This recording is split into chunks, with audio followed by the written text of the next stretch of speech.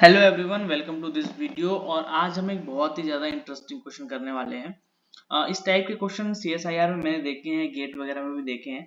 IIT jam में इतनी frequently इस तरह के क्वेश्चंस नहीं आते हैं, बट हाँ कभी कभार आ भी सकते हैं। ठीक है।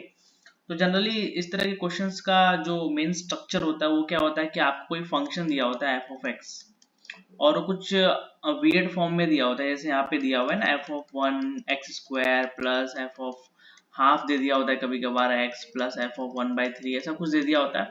और आपसे एक पर्टिकुलर अलग वैल्यूज पे उसकी वैल्यू पूछता है, लाइक एफ ऑफ 5/2 कितना होगा, ऐसे कुछ होता है, right.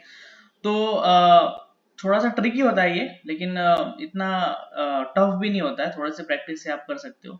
So let me show you this question कि ये क्वेश्चन पहले कहना क्या चाहता है, उस पर फोकस करते हैं। तो px एक पॉलिनोमियल है विद द रियल कोएफिशिएंट। तो क्वेश्चन को ध्यान से पढ़ना बहुत जरूरी है क्वेश्चन को सॉल्व करने से पहले, कि उसके कोएफिशिएंट रियल है कि कॉम्प्लेक्स है। So here coefficients are real, that means p1 is a real, p of p1 is real, p of p1 is real, such that जो मेरा पॉलिनोमियल है pt वो किस फॉर्म में दिया हुआ है, pt is equal to p of 1 t square plus p of 1 t plus p of 1। ठीक है।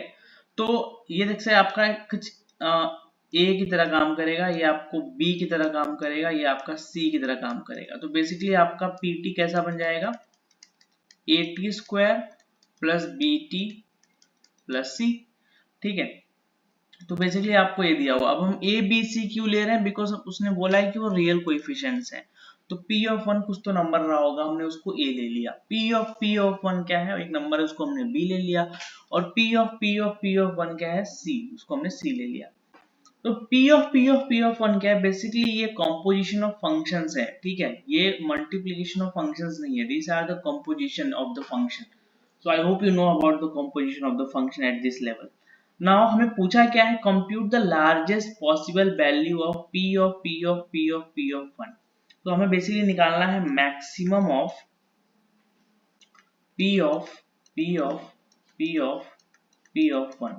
ठीक है, 4 बार कंपोजिशन करने के बाद। ओके, सो देखते हैं कि क्या हो सकता है।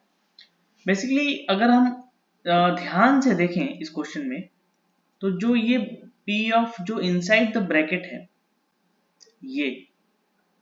ये हमारा c है। अगर आप ध्यान से देखो तो basically we have to maximize p of c, है ना। मतलब p ऑफ c क्या है, एक रियल नंबर होगा, हमें p ऑफ c का मैक्सिमम वैल्यू निकालना है। मतलब c के में भी हो सकते हैं कि 2-3 वैल्यूज आ रहे हो, उन 2-3 वैल्यूज पे ऑफ c पे p ऑफ c का मैक्सिमम वैल्यू क्या होगा वो हमें पता लगाना है। Okay, so let us start. First हमने क्या लिया है, p1 a को हमने ले लिया है p ऑफ 1, राइट। अब अगर मैं इसमें t की जगह 1 सब्स्टिट्यूट करूंगा तो देखो मुझे क्या मिलेगा, a plus B plus C, जो कि मुझे दे देगा c is equal to minus B. यहां तक मुझे लगता नहीं कोई दिक्कत है, ये a और a कैंसिल आउट हो जाएंगे। तो सेकेंडली हमने क्या लिया, b is equal to p of 1। अब ये p ऑफ 1 क्या है, तो a है।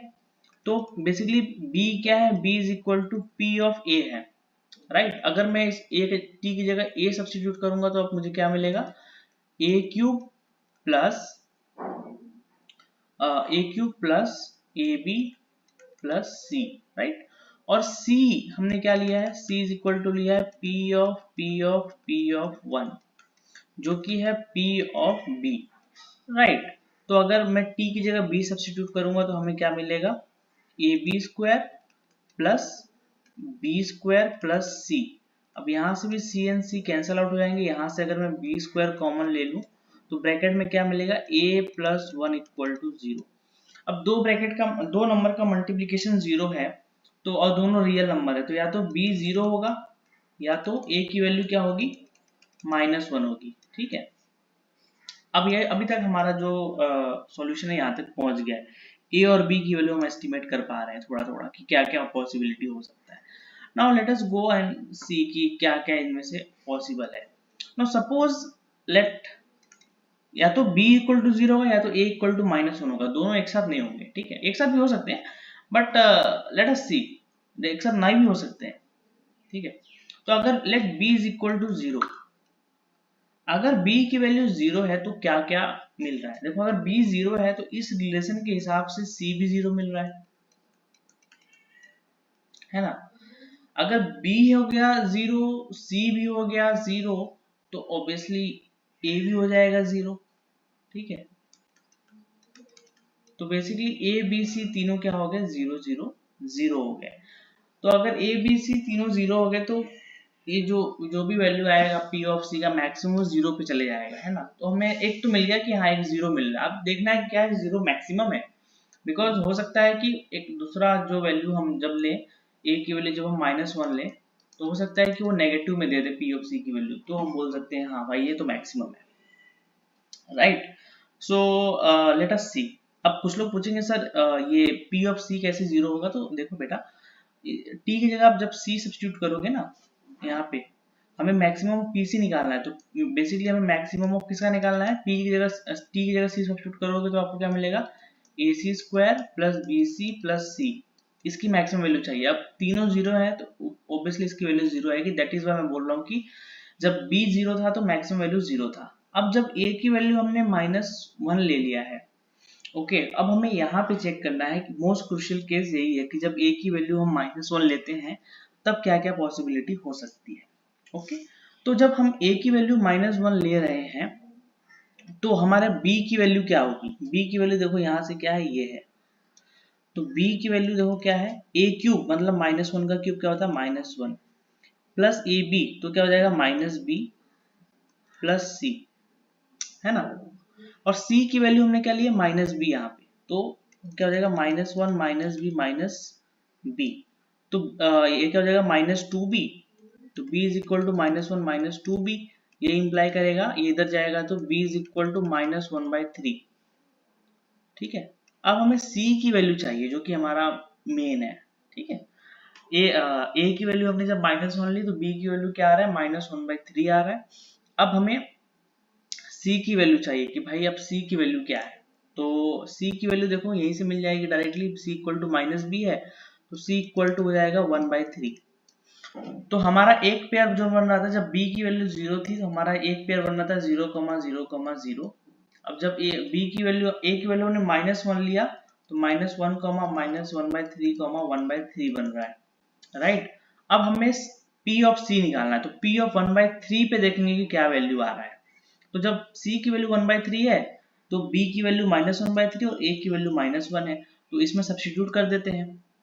तो a की वैल्यू क्या है, -1 इंटू c की वैल्यू क्या है 1/3, तो क्या दे देगा मुझे 1/9, ठीक है। b की वैल्यू क्या है -1/3 और c की वैल्यू क्या है 1/3, -1/9।